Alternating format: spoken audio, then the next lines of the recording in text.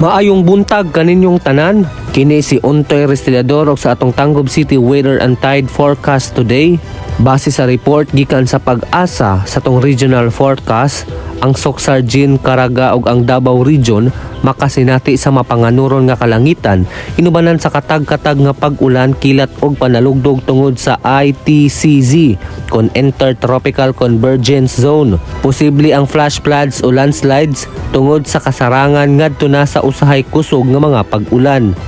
Ang ubang parte sa Mindanao makasinati sa panalagsang pagdag-um ngadto na sa mapanganuron nga kalangitan inubanan sa patak-patak nga pag-ulan, kilat ug panalugdog tungod usab sa ITCZ.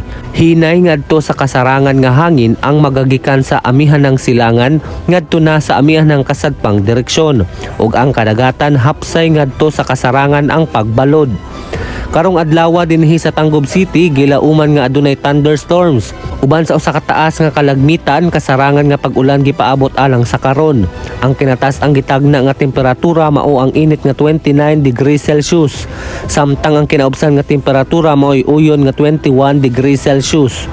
Misubang ang adlaw kaganang alas 5:33 sa buntag ug mosalop kini alas 6:07 sa gabii.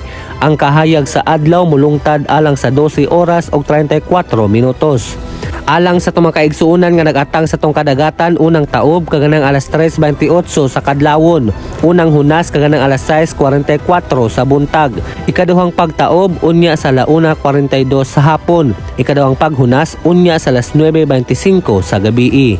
Lakat sa panahon alang sa yanong balita. Untoy Restilador, una ang Ginoo.